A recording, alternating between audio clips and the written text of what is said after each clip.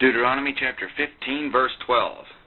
And if your brother, a Hebrew man or an Hebrew woman, be sold unto you, and serve you 6 years, then in the 7th year you shall let him go free from you. And when you send him out free from you, you shall not let him go away empty. You shall furnish him liberally out of your flock, and out of your floor, and out of your winepress. Of that wherewith the Lord your God has blessed you, you shall give unto him. And you shall remember that you were a bondman in the land of Egypt, and the Lord your God redeemed you. Therefore I command you this thing today. Notes. The unchanging motive, perpetually repeated, why Israel should be compassionate to the needy and to the strangers, was the remembrance of their own bondage in Egypt and the grace that delivered them from it. You see, they were not to receive the grace of God in vain. They were to show that grace to others in order that no discredit should attach to their Redeemer's name. In other words, these slaves were not beaten and treated horribly unless they did something to deserve it. Verse 16. And it shall be, if he say unto you, I will not go away from you, because he loves you and your house, because he is well with you, then you shall take an awl, and thrust it through his ear unto the door, and he shall be your servant forever. Notes. In other words, the servant doesn't want to be set free because he is being treated right and desires to remain where he is. But he does, and as far as the awl being shoved through the guy's ear, he does so voluntarily and proven by the mark left by the awl. Verse 17 continuing, and also unto your maidservant you shall do likewise. It shall not seem hard unto you when you send him away free from you, for he has been worth a double hired servant to you in serving you 6 years, and the Lord your God shall bless you in all that you do. Notes. In other words, if you treat your people who are underneath you right, God will look favorably upon you. Once again, I have to restate that the slavery that we think of nowadays isn't like the slavery that was going on back then in most cases. Just like our idea of wine isn't exactly what their idea of a wine or strong drink was. Verse 19. All the firstling males that come of your herd and of your flock you shall sanctify unto the Lord your God. You shall do no work with your firstling of your bullock, nor shear the firstling of your sheep. You shall eat it before the Lord your God year by year in the place which the Lord shall choose, you and your household. Note, the firstborn of the flock, whatever it might be, that is, if it was healthy, it must not be used for commerce of any nature, I guess you should say. It must be taken to the sanctuary and offered as a sacrifice with that which wasn't needed, given to the service of the sanctuary. Verse 21. And if there be any blemish therein, as if it be lame or blind or have any ill blemish, you shall not sacrifice it unto the Lord your God. You shall eat it within your gates. The unclean and the clean person shall eat it alike, as the roebuck and as the hart. Notes. These are probably referring to birds, considering my knowledge of them.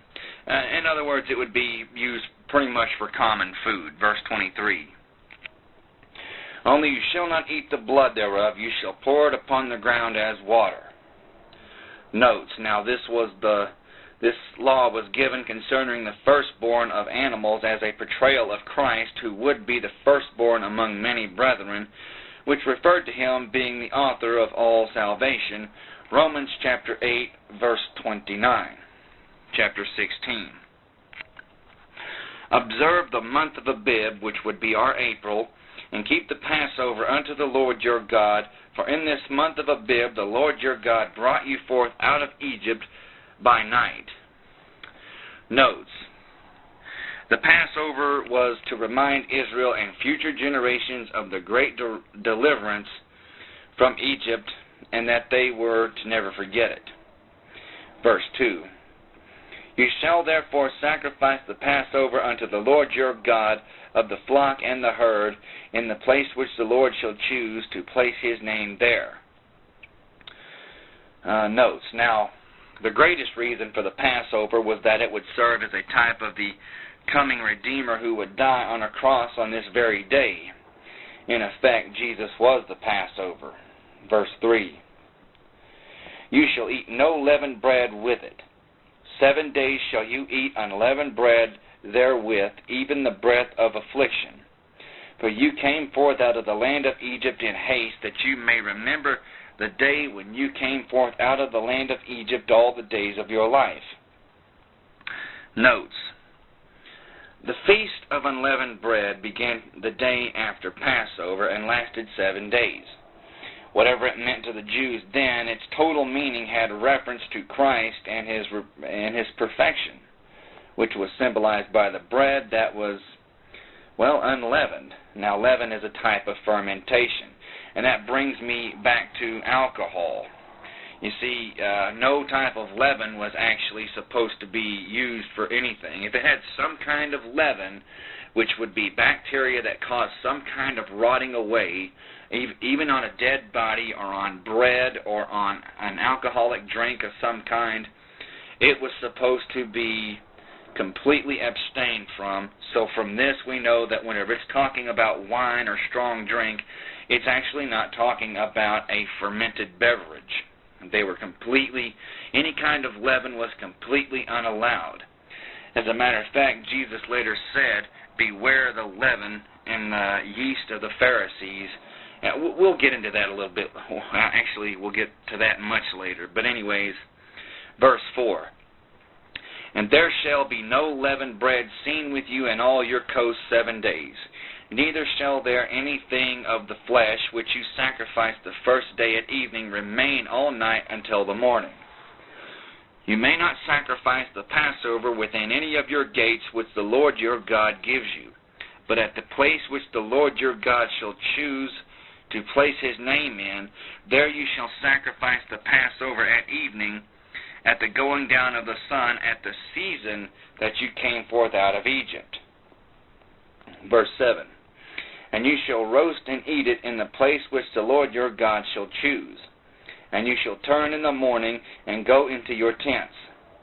6 days you shall eat unleavened bread, and on the 7th day shall be a solemn assembly of the Lord your God. You shall do no work therein. Notes, symbolizing the fact that salvation is by grace through faith and not of works and such. That's what a lot of this stuff is actually geared towards. Verse 9. 7 weeks shall you number unto you, begin to number the 7 weeks from such times as you begin to put the sickle to the wheat.